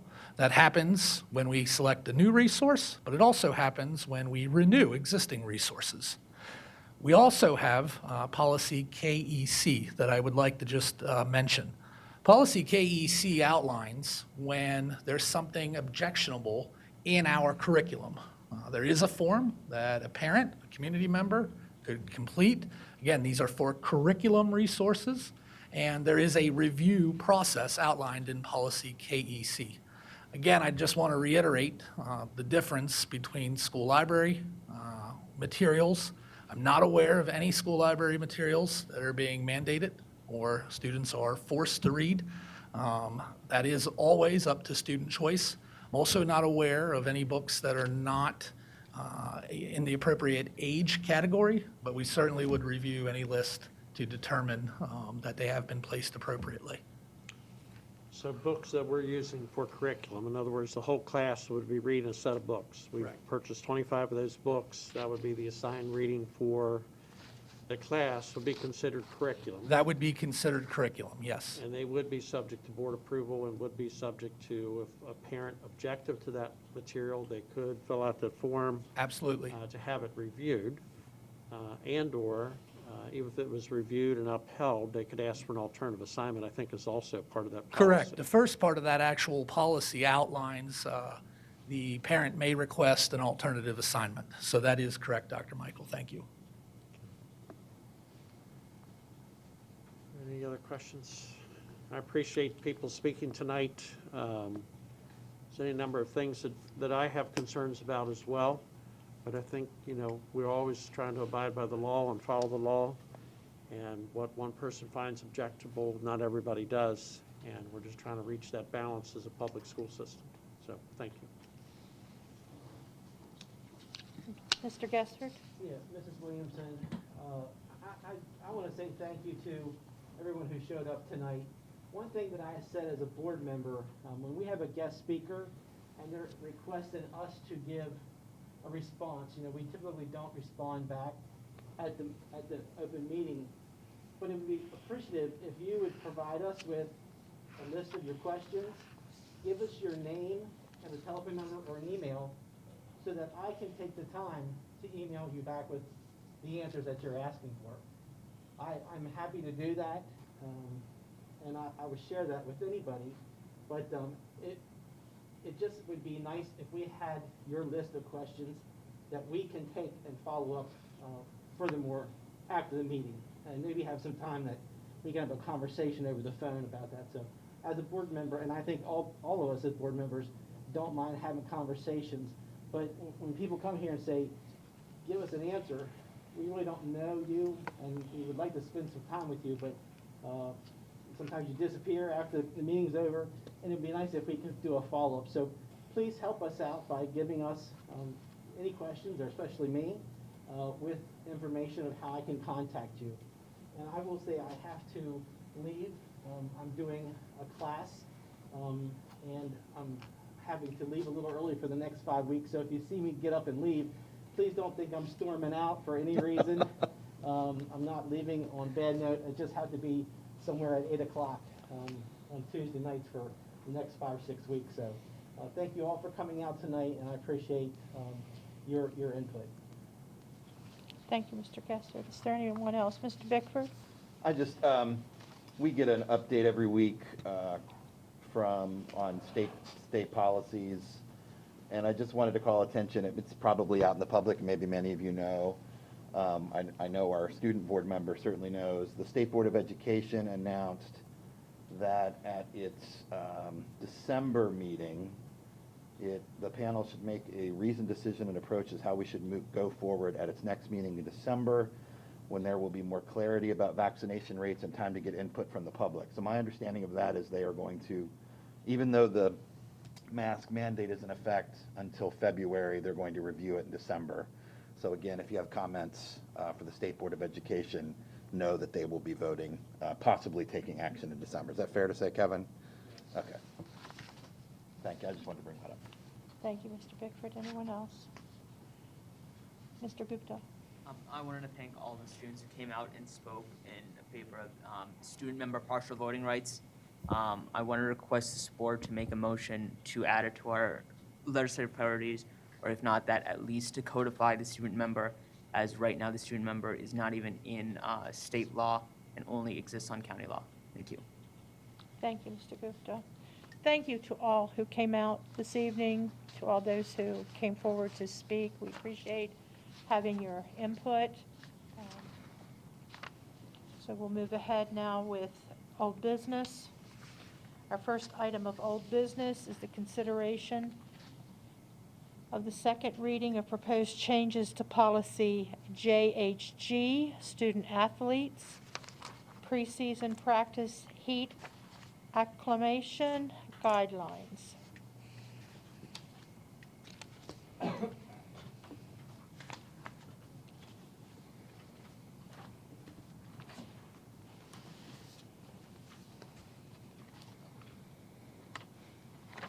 Good evening. Policy JHG is before the board tonight for a second reading. The Board of Education approved the first reading of proposed changes to policy JHG on October 19th, 2021, at the committee's recommendation. The committee then had a notice placed in the school system's website and board docs seeking the public's comments on the proposed changes. No comments were received. The committee is now recommending the board approve the second reading of proposed changes to policy JHG. Thank you, Mrs. Ram. Is there a motion? Madam President, I move to approve the second reading of proposed changes to policy JHG entitled Student Athletes Preseason Practice Heat Acclimatization Guidelines. Thank you, Mr. Bickford. Is there a second? Thank you, Mr. Stauffer. Any discussion, any questions? Mr. Stauffer? I would just like everyone to know, because the newspaper doesn't do a good job, they talk like we're changing policy. we're making great changes. We are not doing that. This policy was first written in 2012, and it was a result of a law passed by the Maryland General Assembly because somewhere in Maryland, I believe, I don't remember where, a student athlete, I believe a football player, suffered a heat-related injury and died as a result. So a lot of the language in the policy itself is from the state law that was passed, mandated, if you will, by the General Assembly. And so what this change is, it's just a cleanup of the language and things of that nature, kind of an editing item, more so than, oh, we're writing a new policy. We are not doing that. Thank you, Mr. Stauffer. Anyone else? All right, we have a motion and a second to approve the second reading of proposed changes to policy JHG entitled Student Athletes Preseason Practice Heat Acclimatization Guidelines. All those in favor? All right, we have 5 affirmative votes and the student member concurs. Motion carries. Thank you.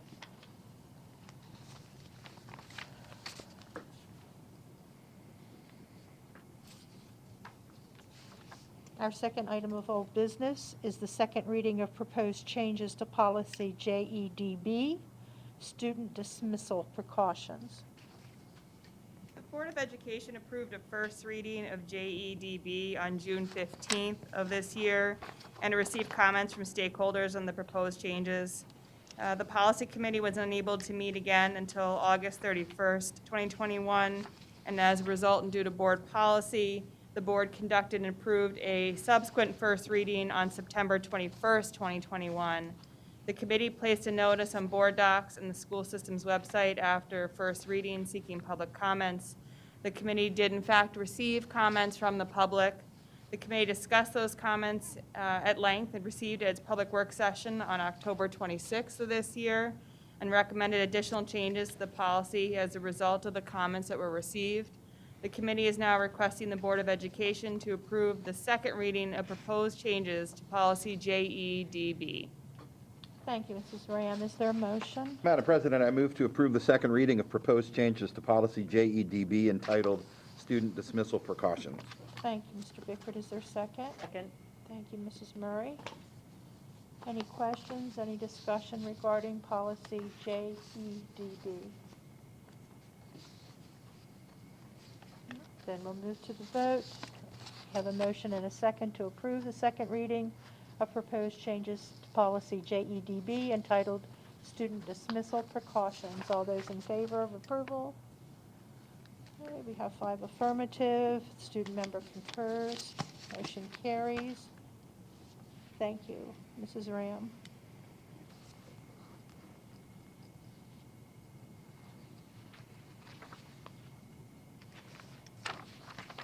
That concludes our old business. We'll move to new business.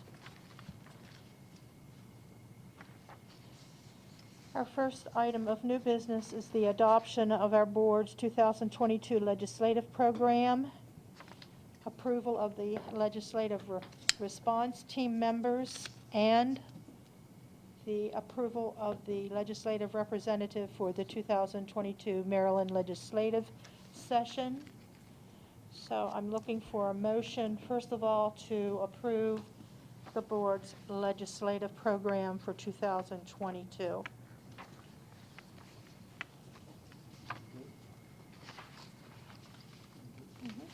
Madam President, I move to approve the Washington County Board of Education legislative program for the 2022 Maryland legislative session as discussed at the work session held on October 19th, 2021. Thank you, Mr. Stauffer. Is there a second? Second. Thank you, Mrs. Murray. Any discussion, any questions? I'd just like to say that a lot of these things in our legislative program, our core values, our long-standing things, not only backed by this board, but boards for many decades in this county. So this is not something radical or new or anything like that. And we'll be presenting our legislative program to the local General Assembly delegation, I believe on November 9th? Yes, November 9th. next Tuesday. At 9 o'clock at HCC. Is that open to the public? I don't think, not our session, I don't think, but I'm not sure. I don't know we've ever had the public attend. But I know their forum is, but I don't know if the individual meetings are or not, but They have a that's a meeting in good, the evening with the citizens. right, I that's a know good that. question. Yeah, I don't know. Any further discussion of motion one? Any questions regarding Mr. Gupta? Is this program able to be amended or any motions added to adjust this program? Yes. Would be the time that, that would occur. I apologize for that. My mic apparently wasn't working, so that's why I got this one out.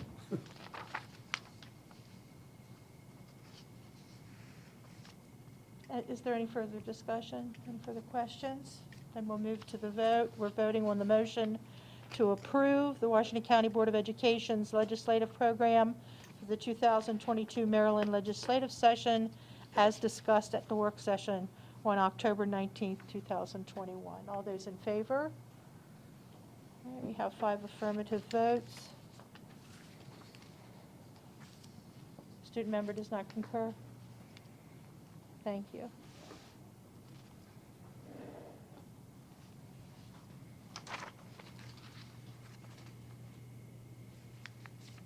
Okay, next we need to approve the appointment of Board of Education members to the legislative response team. Serving also on the legislative response team would be the superintendent, the chief legal counsel designee, and the legislative representative, and we'll be approving that appointment shortly. So if there's a motion for approval of the legislative response team. Madam President, I move to approve the members of the 2022 Legislative Response Team.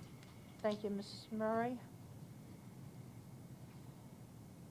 So those members would include Melissa Williams, Stan Stauffer, and Peter Bickford, along with Superintendent, Chief Legal Counsel Designee, and the Legislative Representative. Is there a second? Second. Thank you, Dr. Zentmeyer. Any questions about the motion? Any discussion? Okay, so we have a motion and a second for approval of the LRT, the Legislative Response Team. All those in favor? We have 5 affirmatives. Student member concurs. Motion carries.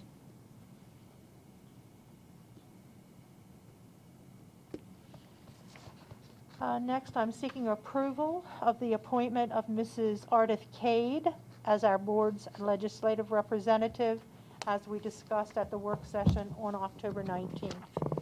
Is there a motion? Madam President, I move to approve the appointment of Mrs. Ardis Cade as the Washington County Board of Education's legislative representative, as discussed at the work session on October 19th of 2021. Thank you, Mr. Stauffer. Is there a second? Second. Thank you, Mr. Bickford. Is there any discussion, any questions? Yes, Mr. I'd just like the Stauffer. public to know that Mrs. Cade is a longtime representative in Annapolis. She knows senators and delegates of both parties. When you go through the office buildings, they step up, they see her.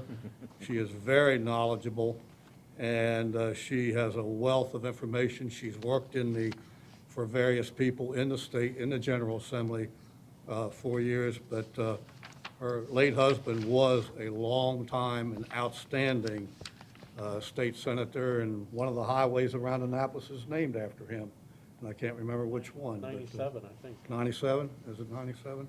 Okay. Any other comments, questions, discussion? If not, we'll move for the vote. We're voting to approve the appointment of Mrs. Cade as our legislative representative, as we discussed in our work session. All those in favor?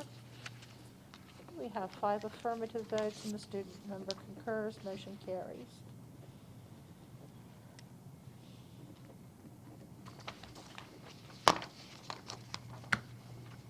Okay, next, under new business, we have first reading of proposed changes to policy Jfca, student dress code.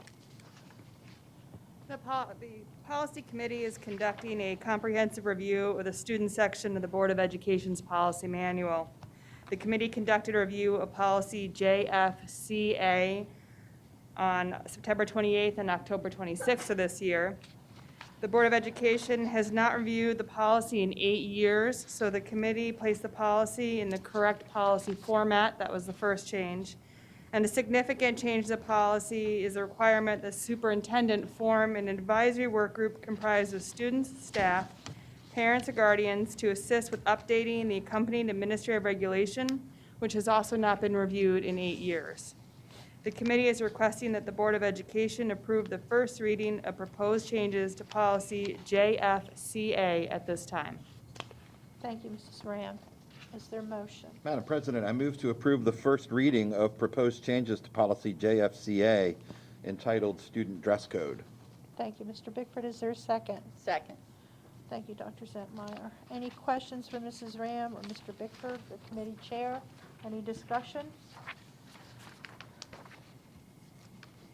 Mr. Gupta. I have a question. If a student requested, or how would a student request to join this work group in which you would coordinate with the superintendent? Are you asking me?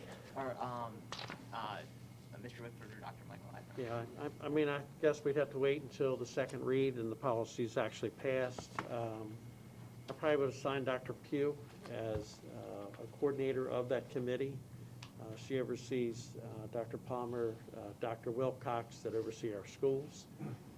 And we would solicit parents, students, staff, as indicated in the first read here of the policy, to try to coordinate a committee. So I think that would be something to be figured out after the policy actually passes. Thank you. Any other discussion? Any other questions? Okay, we'll move to the vote. We're voting to approve the first reading of proposed changes to policy Jfca entitled Student Dress Code. All those in favor? Okay, we have 5 affirmative votes. Student member concurs. Motion carries.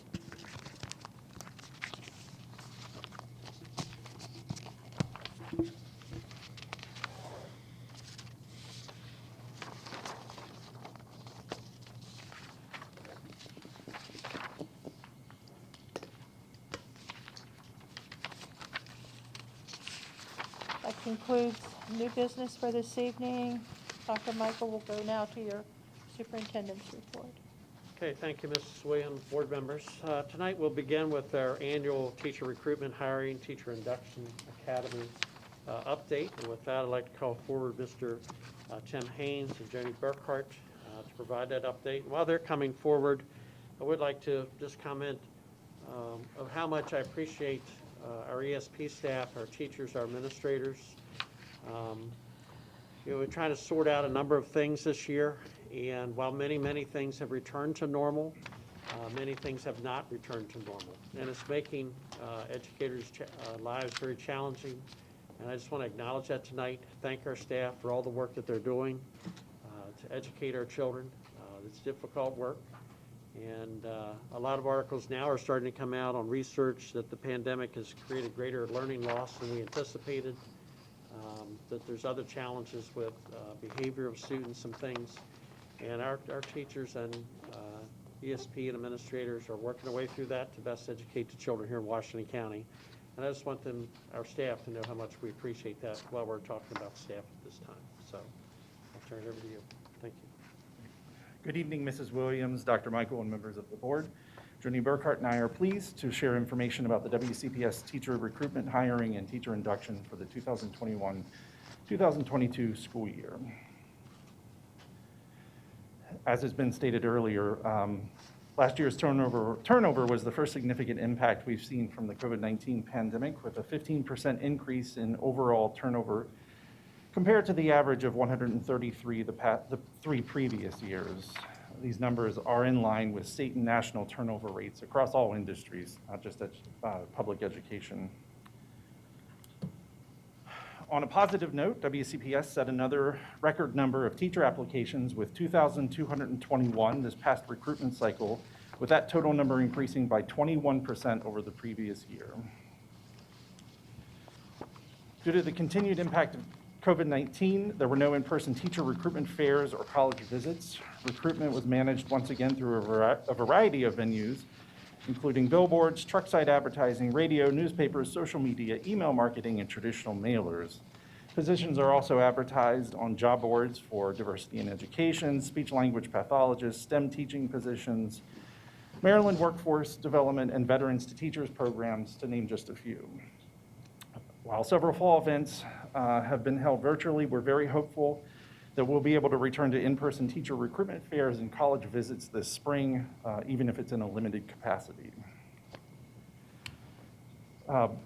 Before today, we welcomed 176 new teachers, although we did hire 4 more today, so we're up over 180 now. But all the numbers will reflect this 176. Our new teachers are from 23 different states and 3 countries, with 10% self-identified as Hispanic and or non-white. Our new teachers have earned degrees, bachelor's degrees from 80 different colleges and universities, with the top schools being Frostburg, Shippensburg, Shepherd, WVU, Towson, Wilson, Slippery Rock, and Shenandoah. 78 of our new teachers already hold a master's degree from 46 different colleges and universities, with those top schools being Frostburg, McDaniel, Liberty, WVU, Mount St. Mary's, and George Mason. Here's a historic perspective of new teacher hires over the past decade. There's been a steady growth in the new hires that reflects the growth of the county, with the exception of the spike in 2019-20, which was reflective of the board's expansion of our pre-K program. Here's a snapshot of most of our content area hires, including the critical areas of English, math, science, career and technical education, special ed, and world languages. Many of our new teachers have a previous connection to WCPS, including 42 former students and 34 substitute teachers. We also welcomed a nice mix of teachers with experience, with 55% having taught previously and 45% new to the profession. And at this time, I would like to turn the presentation over to Joni Burkhart, Supervisor of Professional Development, to talk about teacher induction in academy. So we were thrilled to work with the new hires of Washington County Public Schools this summer. They were generous with their time, reflective about the art and science of teaching, and they are continually willing to work to become better teachers every day. In August, we were able to meet with them for 2 full days of learning. We focused on curriculum, social emotional learning, and setting up a classroom where all students can learn, grow, and achieve.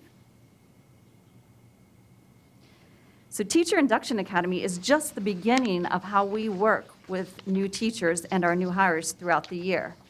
Many of our new teachers were able to attend Summer Summit the following week, and we will continue to offer professional learning opportunities where new teachers can earn MSDE credit for attending. In October, over 150 new teachers attended professional learning sponsored by New Teacher Induction.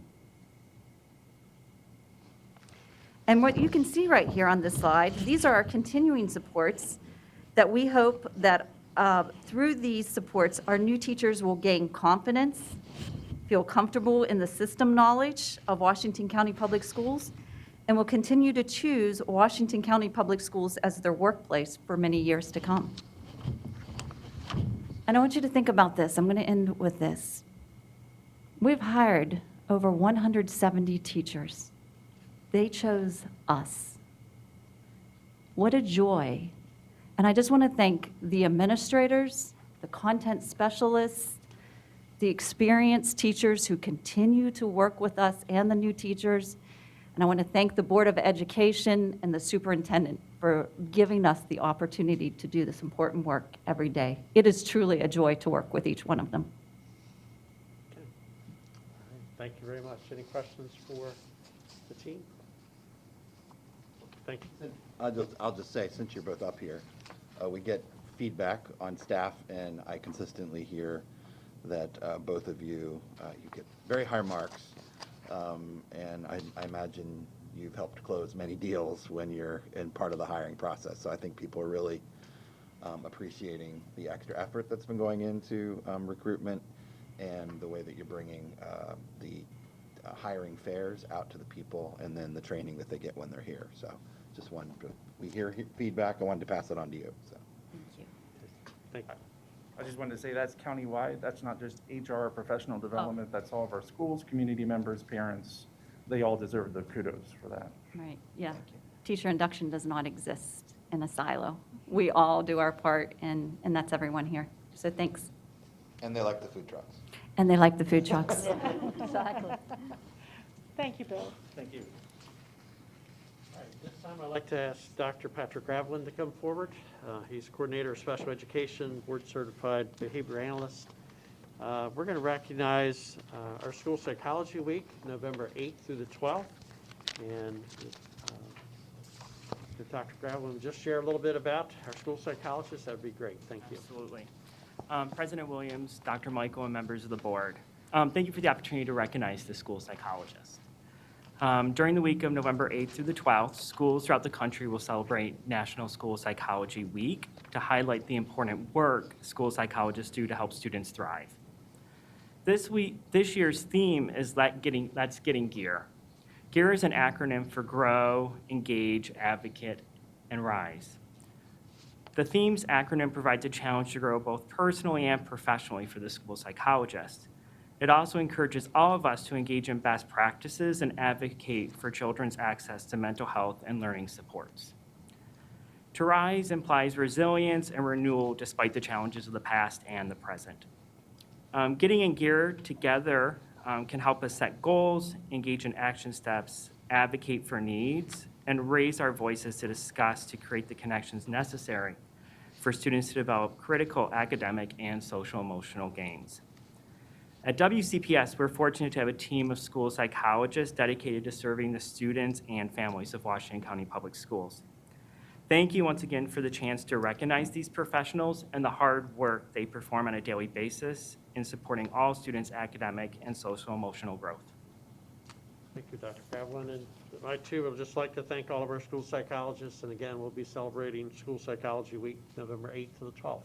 So please share our thanks with them. Thank you. Next week is Veterans Day. And we certainly want to thank all of our veterans throughout the county. We appreciate their service to our country.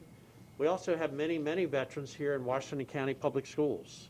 73 individuals have identified themselves as veterans in all different types of positions here in Washington County. 9 have identified themselves as being associated with the Navy, 12 with the Marine Corps, 16 with the Air Force, and 36 with the Army. So among those 73 veterans that work here in Washington County Public Schools, they have served our country cumulatively or put together for 613 years. And beyond their contributions here to our country, they've served Washington County for a total so far of 720 years. So we're very grateful to all of our veterans throughout Washington County, throughout our nation. We're particularly thankful for our 73 veterans that are part of Washington County Public Schools. Next week, there'll be any number of Veterans Day assemblies. I'll be attending assemblies in Clear Spring, as I annually do and have for many, many years. And I know other people will be attending assemblies throughout the county. They'll be writing essays and topics throughout our, on November 11th regarding Veterans Day. And again, we just want to salute our veterans and thank them for their service to the country. And with that, Mrs. Williams, that'll conclude my comments tonight. Thank you. Thank you, Dr. Michael, for the update and for the reports. Dr. Pugh, have you forward for personnel action this evening? Good evening. As discussed earlier today in closed session, there are a number of staff changes for your consideration, and at this time, I ask for your approval of personnel actions. Thank you. Is there a motion? President Williams, I move to approve the personnel actions dated Tuesday, November 2nd, 2021, as presented in closed session. Thank you, Mrs. Murray. Is there a second? Second. Thank you. I heard you first, Mr. Bickford. Any questions for Dr. Pugh? Okay, we're voting on the personnel actions dated Tuesday, November 2nd, 2021, as presented in closed session. All those in favor of approval of those personnel actions as discussed? Okay, so we have 5 affirmative votes. Motion carries. Thank you, Dr. Pugh. Thank you.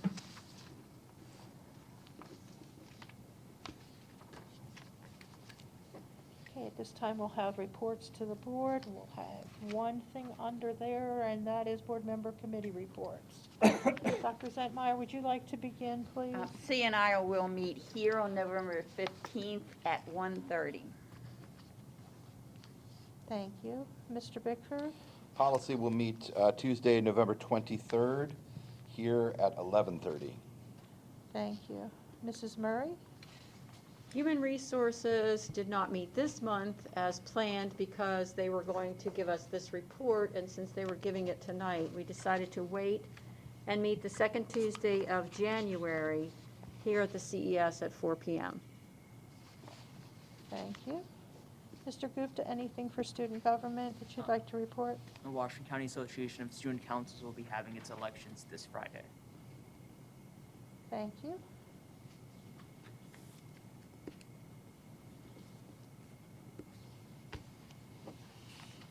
Under miscellaneous business this evening, we have, as usual, future agenda items. You have a future agenda item list.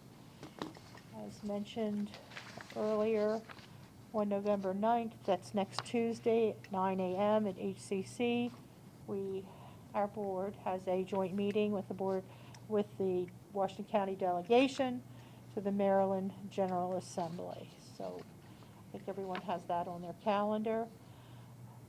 At our next meeting in November, business meeting, we will have a report on student enrollment and free and reduced meals eligibility rates. The board has its reorganization meeting, the first meeting in December, that's December 7th.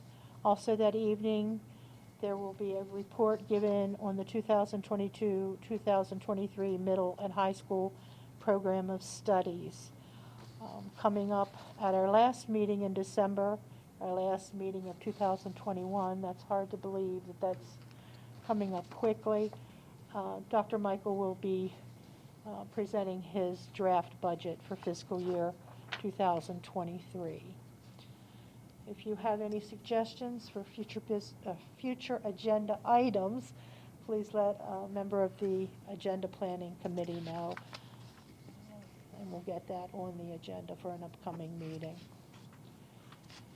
We'll move to board member comments. Mr. Gupta, would you like to begin down there?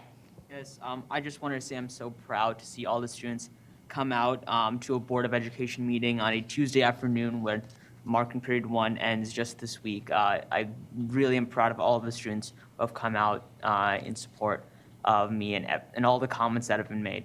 I hope to see more students at future Board of Education meetings whenever there are policies relating to students.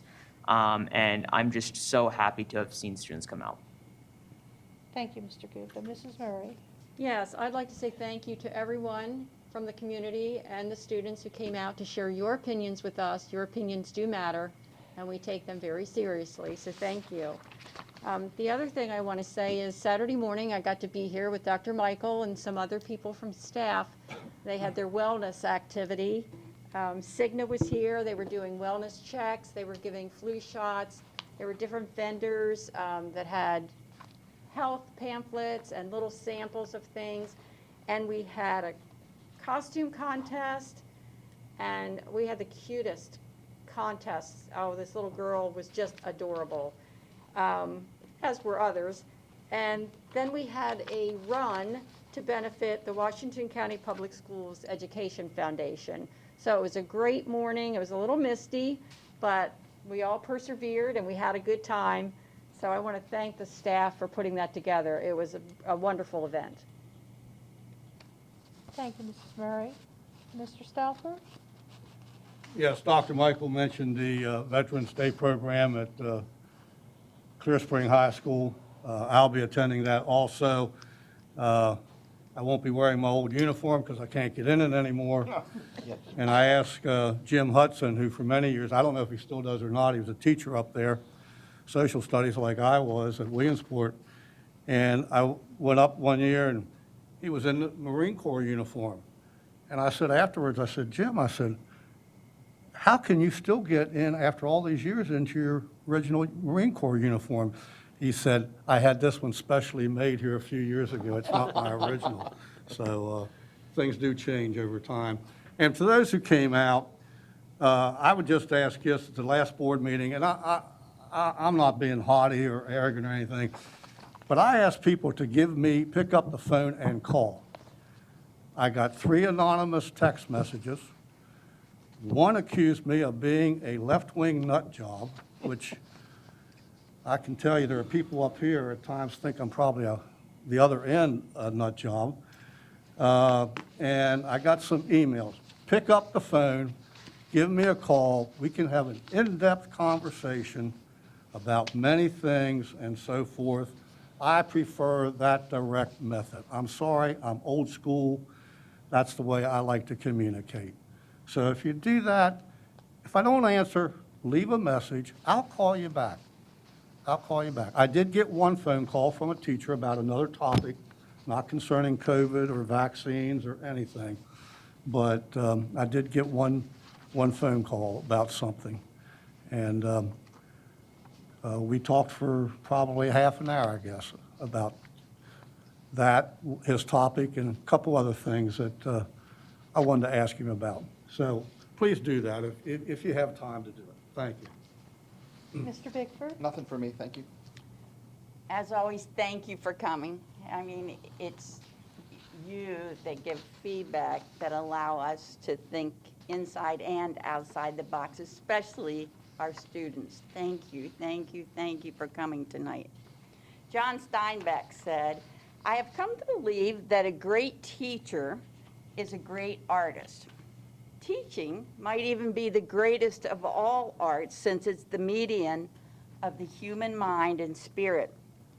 In response to WCTA's request for memories, I'd like to tell a story of a young teacher I met while attending an athletic event for my daughter. He was a fellow teacher, respected by his colleagues, loved by his students, a great artist, always looking for ways to cultivate the mind and spirit. I was lost at the school, and I knew my daughter would be looking for me as soon as the national anthem was finished. Then I saw him, and I asked for help. I still remember his words. He answered, I live to serve. He's still serving. Thanks, Neil Becker. Happy 100th anniversary, WCTA. Thank you, Dr. Zentmeyer. Again, I'd like to thank all who came out this evening to offer public comment. The board does hear you. We do listen. We do understand what it is you're saying to us. So thank you very much. I've reminded you colleagues of our upcoming meeting with the delegation next week on November 16th. That's our next scheduled board meeting day. I want to remind you that we start at 2 a.m. with, I'm sorry, 2 p.m. 2 p.m. I got your attention. Did I raise your level of concern?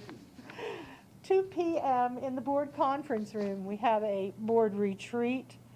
And then at 3:30, we will have our closed session. And at 6 p.m., our business meeting. So, thank you. And if there's nothing further, Dr. Michael, colleagues, anything? Then we stand adjourned. Thank you very much.